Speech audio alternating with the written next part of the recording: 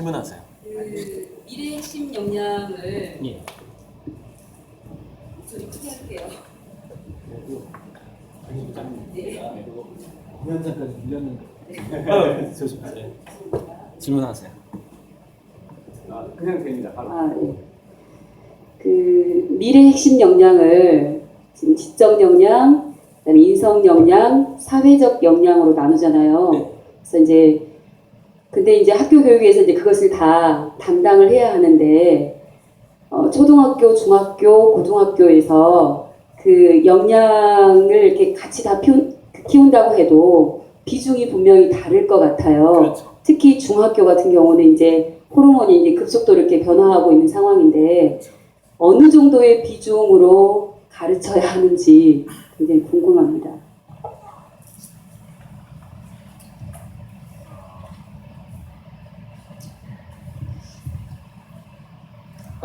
질문이요. 사부 강의랑 어느 정도 지금 맞아떨어지고 있는데,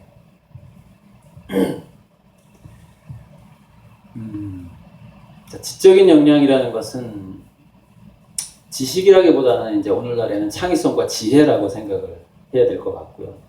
근데 그 창의성과 지혜라는 것이 인성하고 또 사회성하고 분리될 수가 없는 부분이고요.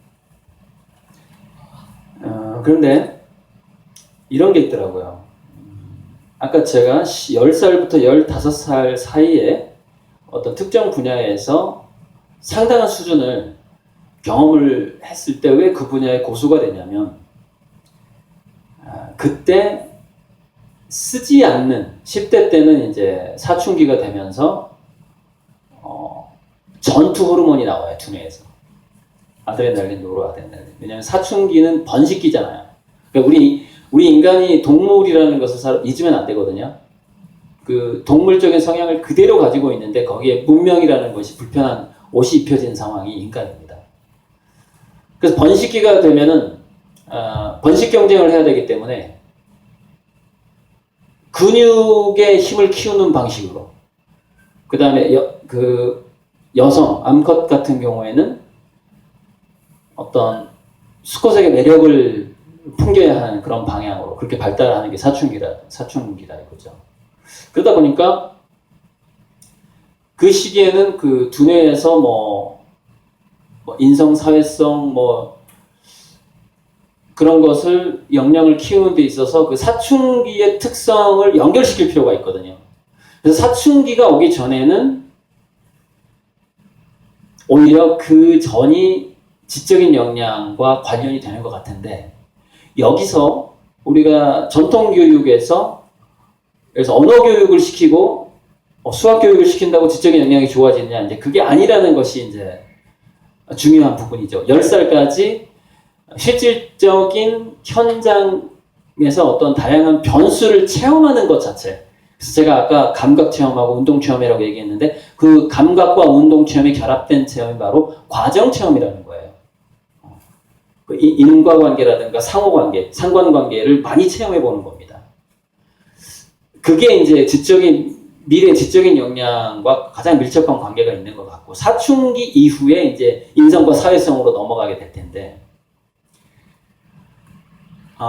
그때 이제 팀플레이라든가 PBL 수업 같은 거 있잖아요. PBL 수업 같은 것이 많아지어야만이 그 두 가지가 좋아질 거라고 보고 있어요. 그래서 그 부분은 아무튼 제 두뇌사용 설명서 책에 더 훨씬 자세하게 나오는데, 어쨌건 그런데 PBL 수업이라는 것이 장점이 있습니다. 그 다음에 플립트 클래스라고 그러나요? 거꾸로 교실. 거꾸로 교실이라든가 그런 것들이 어떤 장점을 갖고 있냐면, 사춘기의 공격성을 지적인 능력과 인성의 능력과 사회적인 능력으로 연결시켜 줄 수 있는 그런 심리적인 장치를 가지고 있다는 거예요. 그게 왜 그러냐면, 번식 경쟁 시기에는 당연히 그 사춘기의 아이들이 동물 단계로 보자면은 서로 맨날 싸우는 거예요. 근데 그것이 PBL로 간다거나 그 토론 수업으로 가게 되면은 어떤 어떤 그런 지적인 단어의 싸움이라든가 개념의 싸움이라든가 스토리의 싸움이라든가 그런 토론을 과정을 함으로써 그 사춘기의 본능하고 그 수업이 만나버리는 거죠. 즉 동물적 본능과 에너지가 인간화되는 과정이 굉장히 자연스럽게 연결이 된다는 것이죠. 그게 이제 PBL하고 거꾸로 교실 두 가지거든요. 근데 그렇게 됐을 때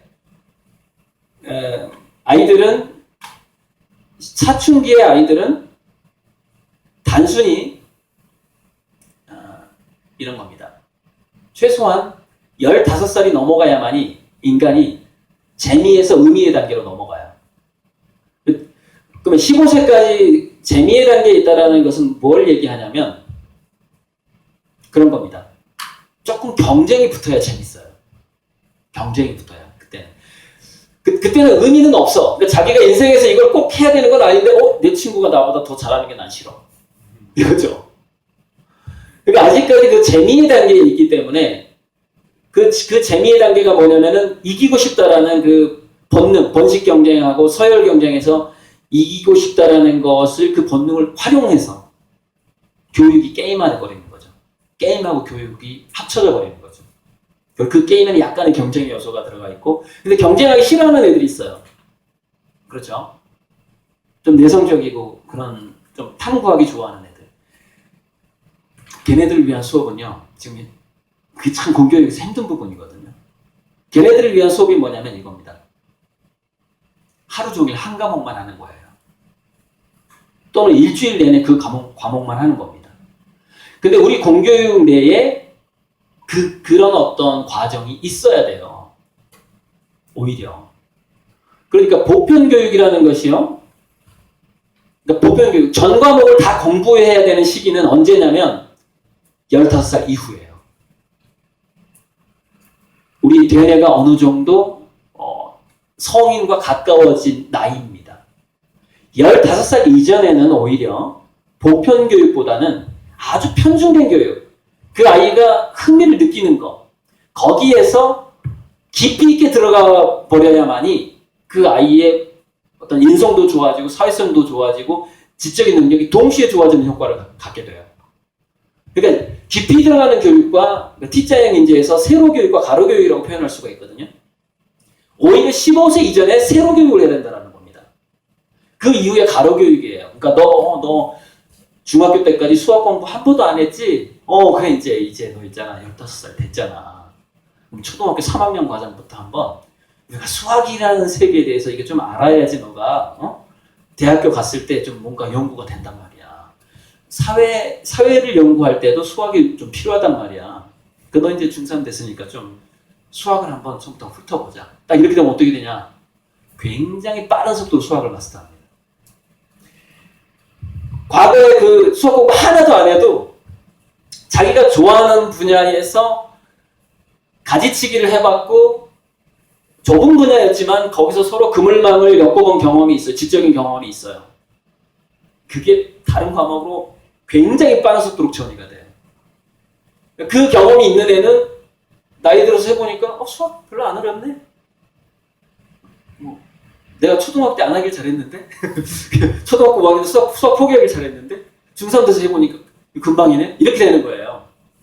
근데 이걸 그냥 전과하고 그냥 1학년 수준, 2학년 수준, 3학년 수준 이렇게 가르쳐버리는 거예요. 어떤 애는 정말 한두 개만 깊이 파야 되는데 이 얘기를 누가 했냐면은 교육의 목적이라는 책을 쓴 화이트헤드 교수가 한 얘기입니다. 지금 이게 제 얘기가 아니라 일찍이 그 공부의 천재가 한 얘기예요.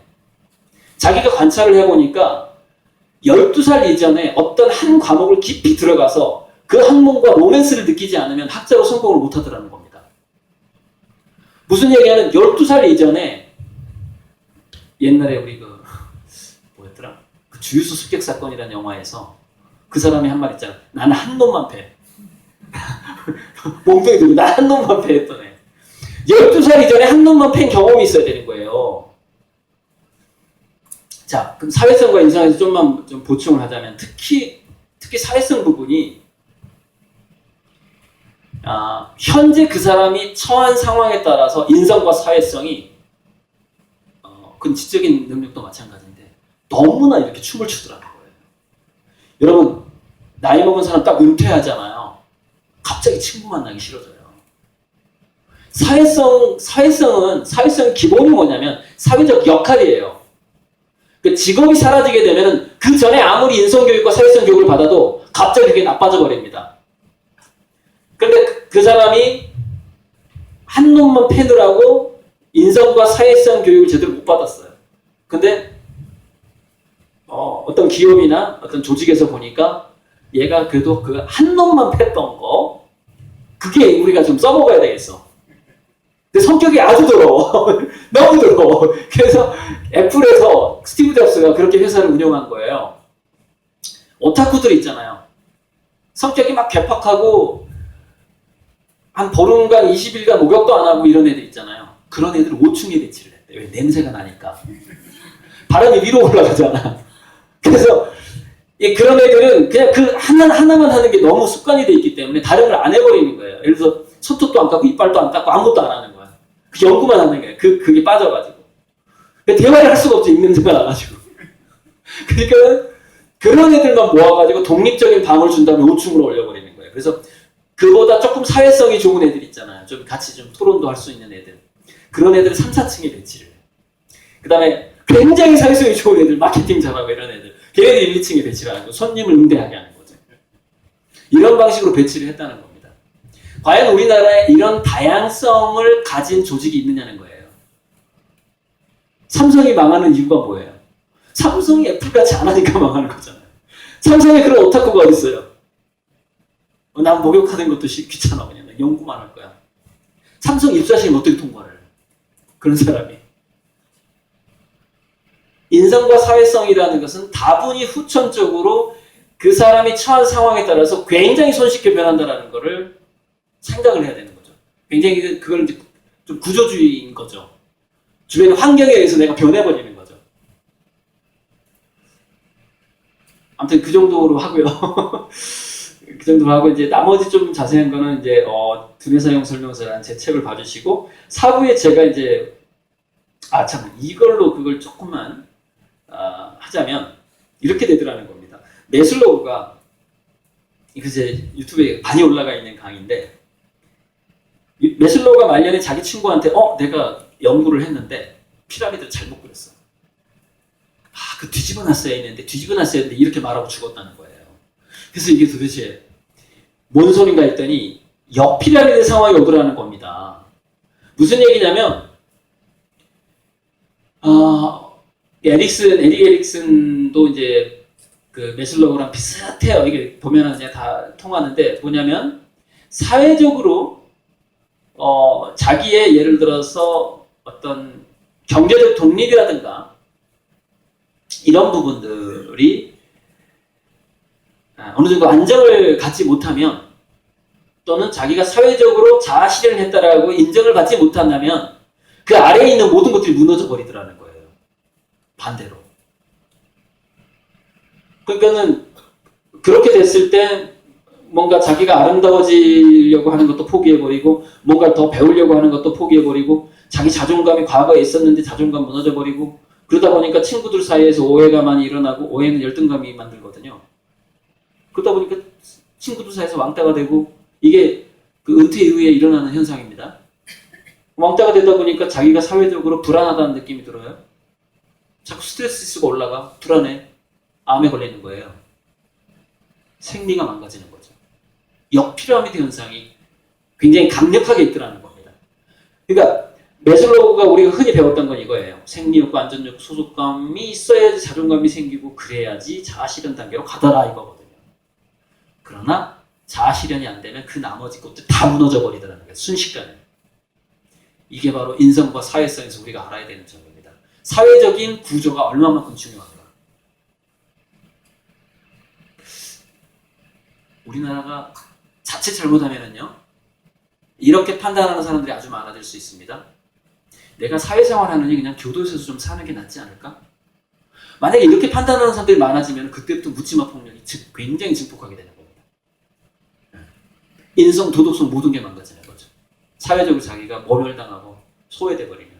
그래서 그 테러범이 많아지게 되는 것도 바로 이런 메슬로우의 역피라미드하고 관계가 되는 거예요. 다 망가져버립니다. 심리적으로. 그래서 이제 사부가 원래대로 좀 가자면 그래서 이런 거예요.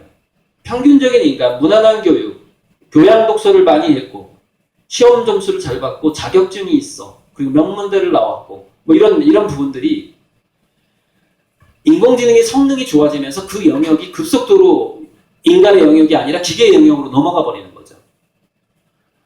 그러니까는 기계가 도저히 다룰 수 없는 어떤 그런 창의성이 있다거나 또는 인공지능과 로봇이 하기에는 도저히 본전을 뽑을 수 없다거나 그쪽만 직업이 남게 되는 거예요. 그래서 아까 제가 손기술이라도 좋으면은 오랫동안 직장을 잡게 된다는 얘기가 뭐냐면은 인공지능 로봇으로 본전을 못 뽑으니까 그 직장이 남아있다는 얘기예요. 그리고 이쪽은 뭐냐면 인공지능이 예측하는 영역을 벗어나는 영역에만 또 인간이 존재하게 되는데 여기는 굉장히 극소수만 남게 되는 거죠. 그러니까 모든 직업의 5% 또는 0.5%만 남게 되는 거예요. 그러니까 미래 인류는 이겁니다. 이렇게 얘기한다고 진단하는 사람 많아요. 인공지능을 관리하는 사람이 있고 인공지능의 관리를 받는 사람이 있다는 거예요. 미래 인류는 두 종류가 있다는 거예요. 그런데 대다수가 인공지능의 관리를 받게 된다는 겁니다. 미래에는. 야, 인공지능이 이거 하라고 그랬어.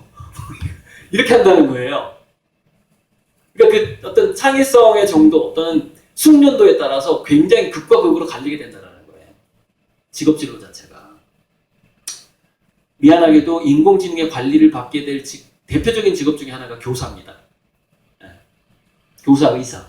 지금 의사 이미 그 인공지능의 관리를 받고 있어요. 의사가 중요한 진단을 하지 않습니다. 좋은 병원에서는. 인공지능이 진단을 하고요. 그 인공지능의 진단에 따라 의사가 서류에 사인을 합니다. 그래, 이런 병인 것 같아. 그래, 수술하자. 그래서 수술은 이제 로봇 수술을 하죠. 지금 로봇 수술을 베테랑 의사가 조정을 하자, 뒤에서. 이게 머지않아 인공지능으로 넘어가요. 이제 그 미세한 수술까지도 인공지능이 더 잘하게 될 거라는 거죠. 아직 이제 그 계속 개발되고 있는 과정이죠. 자, 그래서 문제는 뭐냐면, 미래 대다수의 직업들이 이렇게 불안하고 계속 실업 사태가 일어나고 뭐 2000년대생 이후의 사람들은 평생 동안 뭐 2년에 한 번씩 직업을 바꿔야 된다는 그런 예측이 있거든요. 그러니까 지금 현재 회사 자체는 믿을 수가 없는 거죠. 평생 직업이 사라지는 거죠. 계속 전직 이직을 해야 되는 상황이죠. 그러니까 아까 제가 적응력, 응용력만 키우라고 했던 거죠. 그런 예측들이 다 있기 때문에 현재. 미래 사회는 공무원들도요, 굉장한 창의성을 요구하게 될 거고요. 성과급은 반드시 도입될 겁니다. 그래서 공무원 숫자를 줄이는데 이용되게 될 겁니다. 그 성과에 따라서 더 빨리 퇴직해야 되는 공무원들이 생기게 되는 거죠. 왜? 국가에서 줄 월급이 없어요. 공무원 줄 월급이 지금 다 마이너스인 거 아시죠? 빚으로 주고 있잖아요. 모든 공무원의 월급이 지금 마이너스입니다. 대출이에요. 전부 다 100%가. 우리가 벌어서 공무원 월급을 주는 게 아니에요. 지금 현재 우리나라가 대출이거든요. 자, 이런 상황에서 전반적으로 실업률이 대량 실업화되는 상황에서 그 실업률로부터 벗어날 수 있는 영역이 한 5가지 영역이 우리나라에 나오는데, 그게 이제 창의성. 굉장히 이거는 첨단 창의성이죠. 과학예술에서. 감정관리나 가치판단의 영역. 가치판단의 영역은 좀 국회의원이나 판사들 얘기하는 거거든요. 이것도 쉽지는 않죠. 그러니까 가치판단보다는 감정관리 영역이 더 많아지겠죠. 심리적인 부분. 안정감을 주고 대화를 해주고 요양사라든가. 그리고 또 하나는 뭐냐면 국가의 보조금이나 국민기본금이나 청년수당을 받는 백수들이 많아지기 때문에 그 커뮤니티를 어떻게 잘 운영할 것이냐에 대한 그 커뮤니티 소셜 전문가들 직업이 급속도로 늘어나는 거죠. 그리고 그 커뮤니티 내에서 이 사람들 즐겁게 해줘야 되잖아요. 그러니까 문화센터 강사 같은 그런 류의 직업들이 또 굉장히 많아지게 되는 거예요. 좀 더 잘 살게 되는 거죠. 국가의 보조금을 받는 것보다는 좀 더 잘 살게 되는 거죠. 커뮤니티, 농업, 식량 자극의 문제라든지, 이제 이 직후에 이제 유기농으로 바로 갈 텐데, 그다음에 맞춤 웰빙 서비스. 맞춤 웰빙 서비스는 난 로봇의 관리를 받고 싶지 않다라는 고령자들이 앞으로 많다는 겁니다. 왜? 로봇한테 익숙하지가 않아요. 로봇한테 익숙해질 세대는 2000년대생 이후예요. 그 이전에 태어난 사람들은 나이 들어도 로봇의 보살핌을 받고 싶지 않아. 난 인간이 해줬으면 좋겠어. 그리고 고령자는 굉장히 많아지죠. 당연히 인간이 맞춤 웰빙 서비스를 해주는 영역이 많아질 수밖에 없는 거죠. 그래서 공무원 사회는 사회복지사는 늘어나고 나머지 공무원은 줄어든다라고 전망이 나와 있습니다. 그래서 최근에 사회복지사도 동장이 될 수 있고 승진해서 시장도 될 수 있도록 제도가 바뀌었어요. 그 내부로 들어갈 수 있습니다. 사회복지사가. 자, 이런 상황에서 이제 이걸로 마무리를 할 수밖에 없는데, 자, 이 두 개는 뭐냐면, 그렇게 우리가 자존감이 망가졌을 때, 사회적으로 대다수의 우리 국민들이 자존감이 낮은 상태로 교육을 받고 양육을 받게 될 때, 자존감이라는 것은 자율성이, 자기 선택권이 떨어질수록 떨어지게 되거든요. 국정교과서 같은 것은요, 국민의 자존감을 엄청나게 낮아지게 하는 겁니다. 내가 골라서 좀 배우고 싶다는데 내가 골라서 배울 게 하나밖에 없는 거야. 선택권이 없잖아요. 그렇게 다 자존감을 낮게 하는 거거든요. 그러니까 이제 저 같은 경우에는 이렇게 보는 거죠. 국정교과서는 국민의 바람률을 높이는 일인 거예요. 되게 연결이 안 될 것 같잖아요. 이게 연결이 됩니다. 자존감을 낮아지게 하면은 호르몬 반응이 달라져 버려요. 자존감이 낮은 국민이 많아지게 되면 호르몬 반응에 쭉 다 설명할 수는 없는데 이렇게 해서 뭔가 암이나 치매라든가 이게 많이 걸리는 쪽으로 가버리는 거예요. 선택권이 낮아질수록 이렇게 돼버립니다. 이게 이제 영국의 공무원들을 대상으로 조사를 해봤더니 자기결정권이 낮은 공무원일수록 암 발병률이 3배가 높아요. 그래서 부장급 이상, 과장급 이상의 공무원은 발암률이 낮은데 상위 직급의 지시를 받아야 되는 직급의 사람들은 발암률이 3배가 높더라. 이게 이제 통계가 나와 있어요. 그게 이제 그런 거고요. 그리고 성격에 따라 질병이 걸리는 과정이 다르더라. 이건 제 다른 강의를 좀 참고해 주시고요. 그래서 이걸로 좀 마무리를 하고 싶은데, 아까 농업 얘기를 했거든요. 그래서 어제 강수돌 교수 맞죠? 그분도 결국에는 유기농에 종사하는, 그러니까 대량 농업이 아니고 비료를 뿌리는 농업이 아니라 생태 농업, 생태 유기농의 유기농을 원칙으로 삼는다면은 굉장히 많은 인력이 필요하게 된다라는 것이죠. 그렇게 해서 실업률을 줄일 수 있다라고 얘기를 하는데 그건 맞는 얘기입니다. 그 부분이. 그 부분을 좀 이제 얘기를 하려고 하는 건데, 저도 이제 건강에 관심이 많아서 좀 연구를 해봤더니, 자, 이거 어차피 뭐 끝날 때 다 됐으니까 다 보이시죠? 크게 키워가지고 하자고요. 대단한 학자들이 있어요. 특히 루이스 터먼이라는 사람이 1548명을 90년 동안 정경 연구를 하는데 연구하다가 이 사람이 죽습니다. 제자가 이어받아가지고 연구를 해요. 90년이니까.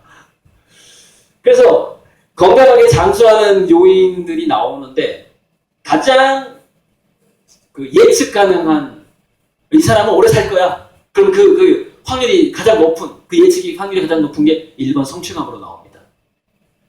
뭐냐면은 노력의 기회가 주어지는 것이 굉장히 중요하다는 거예요. 사회적으로.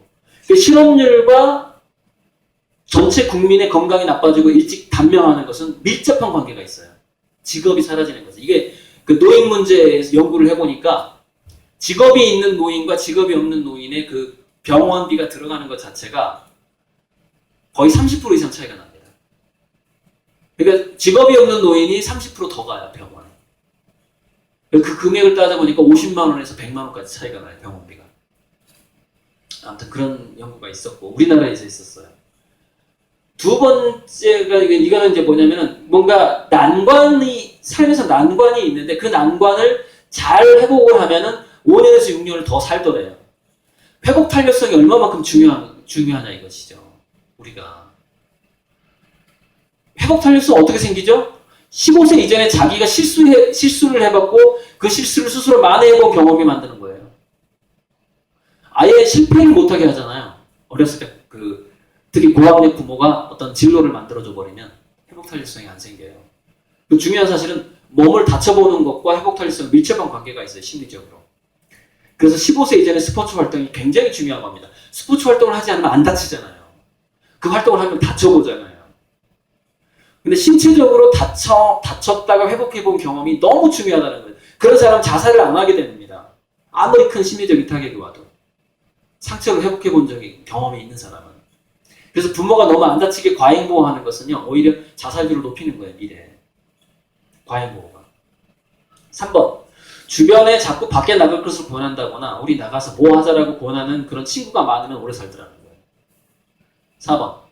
회의적 낙관주의자가 오래 살더라는 거예요. 저 인생을 낙관적으로 생각하되 야, 약사들이 정말 약을 잘 지어줄까? 이 과자가 정말 먹을만 하나? 병원에 가면 정말 우리가 치료율이 몇 프로고 오진율이 몇 프로지? 이런 생각을 하는 사람이 오래 살더라는 거예요.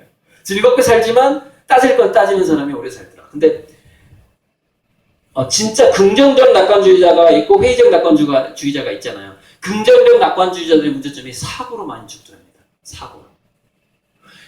그러니까 뭔가 이게 안 좋을 거라는 생각 안 하는 거예요. 미리 대비를 안 해버리는 거예요. 사고사로 가는 거예요.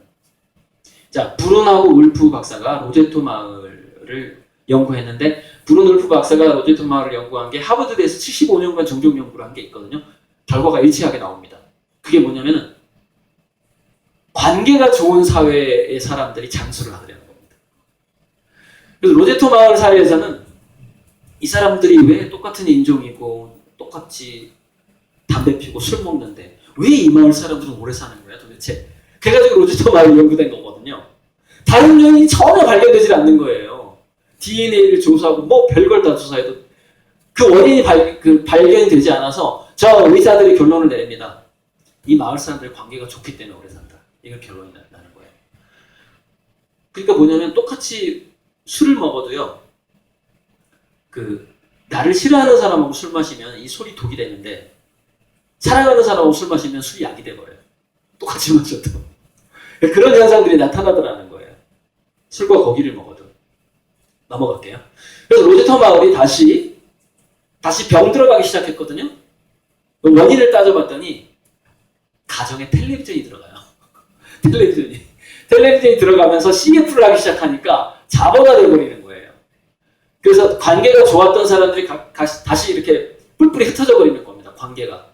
TV가 딱 들어가면서 다시 병이 막 병들기 시작해요. 사람들이. 건강이 안 좋기 시작하고 심장병으로 빨리 죽고 막 이렇게 되는 거예요. 그래서 결론을 이렇게 내립니다. 아메리카니제이션. 맞죠? 발음이 좀 어렵네. 아메리카니제이션 해도 돼요, 그죠? 이것이 원인이었다는 거예요. 미국화되면 건강이 나빠진다는 거예요. 사회가. 미국화되면. 자, 앨버트 하워드 의사가 파키스탄 고지대 훈자 문명을 연구했더니 거기는 100세 이상 성생활을 하고 평균 나이가 120세더라는 거예요. 이게 도대체 어떻게 된 거야? 막 원인을 조사했어. 왜 이 마을 사람들 오래 사는 거지? 했더니 유기농으로 나옵니다. 건강 비결이. 완벽한 생태 농업을 하더라는 거예요. 인체, 그 다음에 식물, 찌꺼기, 그 다음에 우리가 콩 껍질 같은 거 있잖아요. 전부 다 퇴비로 만들어가지고 다 땅으로 돌아가더라는 겁니다. 모든 게. 완벽한 순환 구조를 가지고 있더라는 게. 그 정화조가 없는 거죠. 정화조가. 이 정화조가 있다는 것 자체가 굉장히 위험한 상황이라는 거예요. 왜냐면은 정화조가 있는 세상에서 산다라는 것은 뭐냐면은 지속적으로 미네랄 결핍이 일어나는 사회라는 걸 의미합니다. 이게 똥이 가져야 되거든요. 그래서 거기서 다시 또 부족한 미네랄을 그 똥으로부터 식물이 다시 흡수해야 되거든요. 퇴비한테. 그리고 가끔가다 좋은 흙도 뿌려줘야 되고 모든 게 돌아가야 돼요. 껍질이 됐든 뭐가 됐든. 우리가 먹고 남은 모든 것들이. 뼈도 갈아가지고 뿌려야 됩니다. 칼슘도. 그걸 완벽하게 하더라는 거예요. 이 훈자 문명에서. 그걸 원인이라고 결론을 냅니다. 이 사람. 너무 중요한 겁니다. 그러니까 딱 하나로 정의되는 건 이거예요. 이거요. 자, 성취감. 사람은 일정하게 자기가 보람을 느껴야 된다. 살면서. 두 번째, 관계가 좋아야 된다. 세 번째, 완벽하게 생태농업을 해야 된다. 먹거리. 자, 네 번째, 닥터 웰렉. 이거는 생태농업하고 좀 비슷한데 평균 130세를 사는 고산지대 사람들이 있다는 거예요. 도대체 이 사람들이 왜 이렇게 오래 살까라고 또 연구를 해봤더니 한 가지 원인이 나오는데 빙하 밀크를 먹더라는 거예요. 빙하가 그 압력으로 바위를 녹인 물을 먹더라는 거예요. 보니까 60가지 미네랄이 풍부하게 들어있는 거예요. 물속에. 그래서 미네랄이 결핍되지 않는 거예요.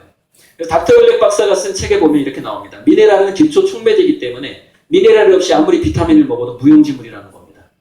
비타민이 좋은 역할을 못하는 거예요. 미네랄이 아주 기초적인 그 생화학 작용을 일으키는 촉매이기 때문에 우리 심장박동이라든가 세포가 교류하는 거 이런 것들이 미네랄부터 시작하고 그 다음에 이제 세포벽에서 여러 가지 당류들이 센서링 역할을 하고 그 다음 단계가 일어나거든요. 미네랄 다음 단계예요, 전부 다. 세포의 기초 생명력은 그 이온 펌핑 작업이라고 있어요. 이 세포한테 필요한 걸 받아들이고 필요 없는 걸 밖으로 배출하는 거거든요. 그게 다 미네랄이 하는 거예요, 이온 펌프가. 세포가 숨 쉬는 거 최초의 작용이 미네랄이 한다고요. 그 미네랄이 부족해버리면 그 다음에 모든 작용이 다 망가져버리는 거죠. 그래서 그 현대 미네랄을 굉장히 망가뜨리는 농법이 뭐냐면 그게 바로 비료를 쓰는 농법이래요. 비료가 완전히 퇴출이 돼야 되는 거예요. 그래서 또 어떤 책에는 어떤 얘기가 나오냐면은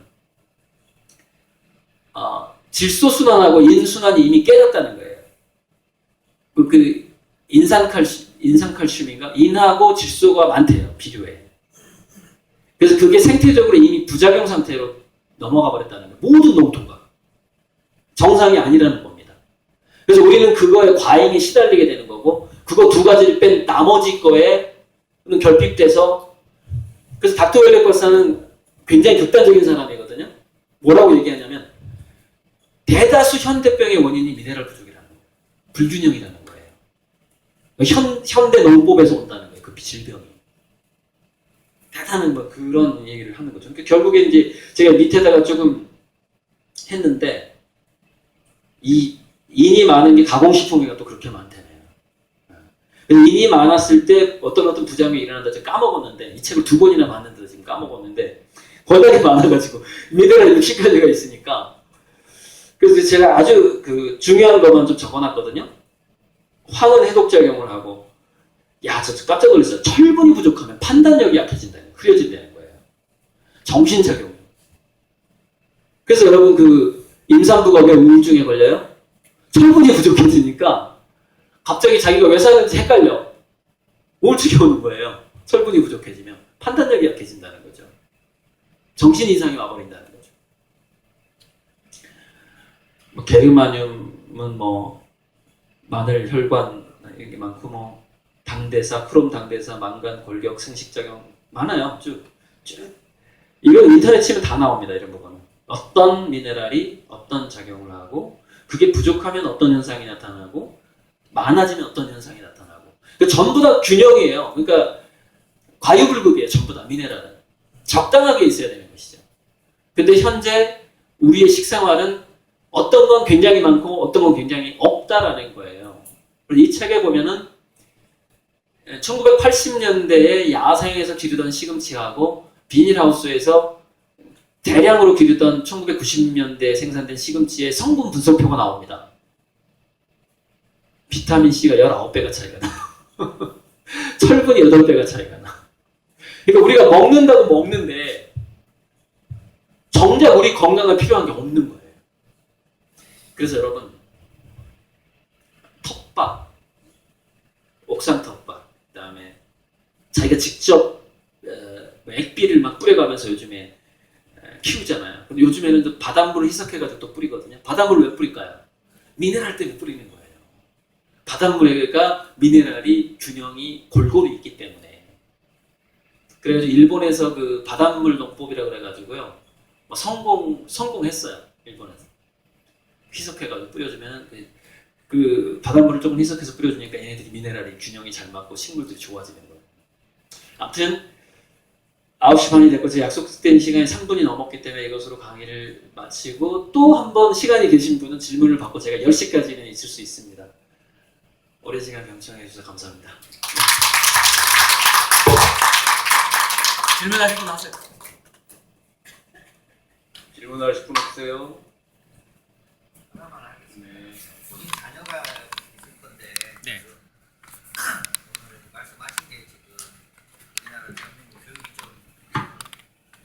사회 교육하고도 맞지 않다. 네. 말씀 많이 하시는 것 같은데 본인 자녀는 어떻게 교육을 하고 있나요? 그러니까 이런 거거든요. 그 1만 시간의 법칙을 주장했던 학자가 이런 얘기를 합니다. 적절하게 잘 계획된 교육이 없었다면 피카소나 모차르트가 나오지 않았다라는 거예요. 굉장히 잘 계획된 트레이닝이 필요하다라는 겁니다. 생각보다. 근데 그 잘 계획되어 있다라는 것 자체가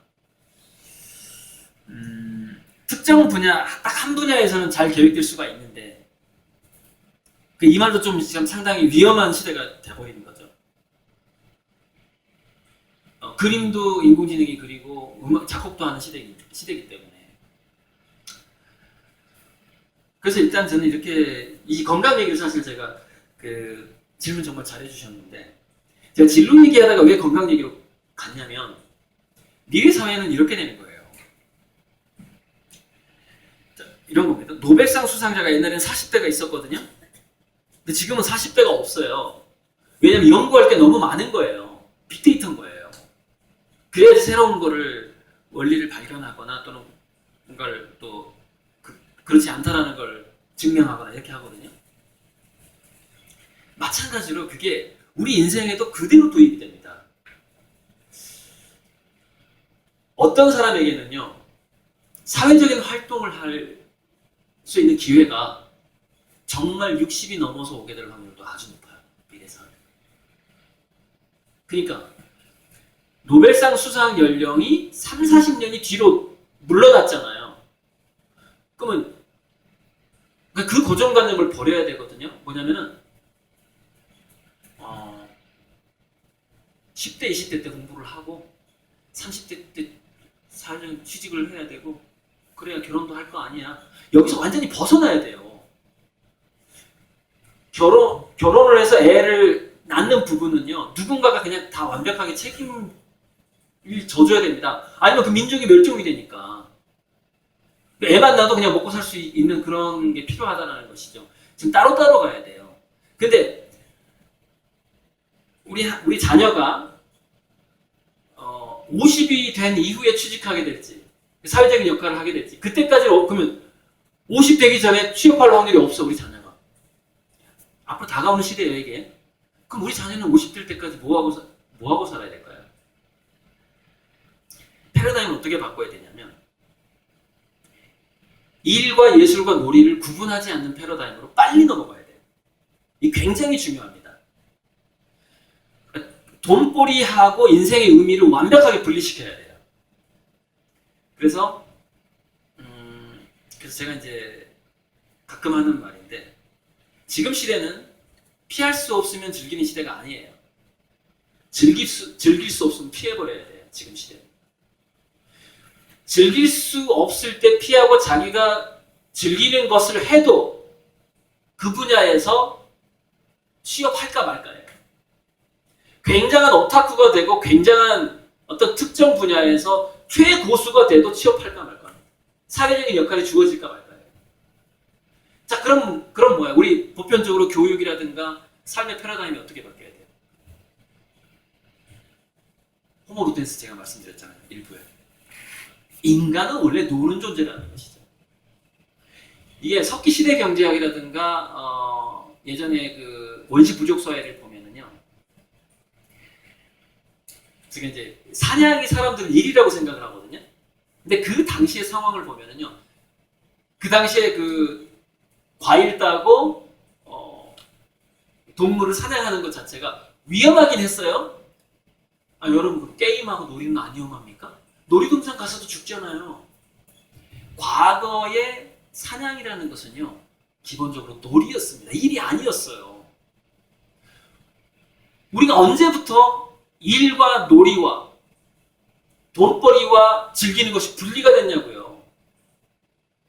뭔가 음모 같은 게 있었다라고 생각하지 않으세요? 음모? 그걸 깨야 돼요. 근데 그걸 깨는 과정이 제가 일부에서 인공지능 로봇하고 무인차에서 우리 한국이 주도권을 놓쳤기 때문에 스토리 콘텐츠 디자인 뭐 이런 거를 30년 동안 준비해야 된다고 말씀드렸잖아요. 그때 사실 이 얘기를 제가 했어야 되는데 그냥 깜빡하고 넘어갔거든요. 그 얘기는 무슨 얘기냐면 30년 동안 나이 먹지 말아야 된다는 얘기예요. 그러니까 과거에 우리 선배 우리가 100년을 살았다면 우리 자녀들은 120년, 130년을 살면서 우리가 30대에 취직을 했다면 우리 자녀들은 아마 50대가 돼서야지 사회적 역할을 좀 하면서 돈벌이에 참여를 하거나 굉장한 시스템을 만들어서 어떤 벤처기업의 사장이 되거나 이런 일이 노벨상 수상자가 늦어지는 것처럼 똑같이 일어날 거라는 거예요. 우리 사회에서. 그러니까 완전히 지금 어떤 성공의 경로라든가 자녀 교육이라든가 패러다임을 바꿔야 된다는 것이죠. 그래서 원래 질문은 그럼 너는 자녀 교육 어떻게 하냐 이게 원래 질문이었잖아요. 저는 이런 생각으로 하는 거예요. 무슨 얘기냐면 이런 생각에서 나오는 이야기는 딱 하나죠. 지금 네가 좋아하는 건 뭐야? 그래? 그래 그럼 그거 해봐. 아빠가 도와줄게. 그리고 지금 네가 좋아하는 건 뭐야? 자주 체크해야 됩니다. 애들이 성장할 때마다 바뀌어요 이게. 그래서 그 바뀔 때마다 그게 몇 개월이든 또는 몇 년이 될 수도 있어요. 정말 자기 적성에 딱 맞으면 그게 몇 년 갑니다. 안 맞으면 2, 3년하고 그냥 그만둬요. 그래서 굉장히 그 실험 과정을 굉장히 즐겨야 되는 거예요.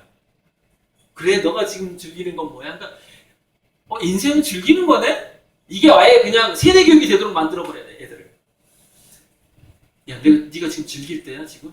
너 지금 초등학교 5학년인데 지금 즐길 때야? 이래버리잖아요. 백수될 확률이 굉장히 높고요. 그 사람은 50이 넘어서 기회가 오질 않아요. 절대 안 옵니다.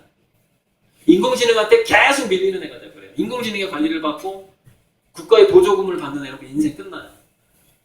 지금 네가 느낌 가는 건 뭐야? 필 가는 건 뭐야? 이걸 계속 점검하는 거예요. 그래서 넌 요즘에 뭐가 좋아? 저는 계속 물어봐요. 딸한테.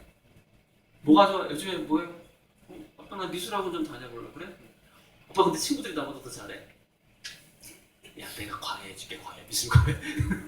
그래서 올 겨울부터 제 딸한테 이제 특별 과외를 딸이 요청해서 하는 겁니다. 최초로. 근데 중학교 2학년이니까 요청하는 거예요. 이게 나이가 된 거예요. 원래 자율적으로 큰 애들이 14, 15세가 되면 공자가 지유학, 지학이라고 그랬잖아요.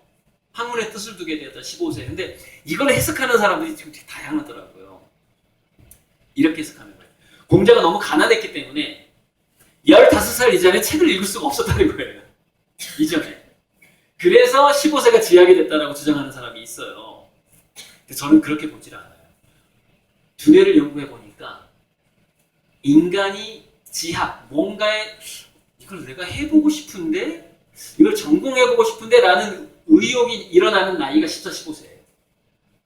제가 그 도표를 안 보여드렸는데 굉장히 중요한 도표인데 딱 그것만 보여드리고 질문을 좀 마무리를 해볼게요. 그 도표가 이거예요. 이거예요, 이거. 네.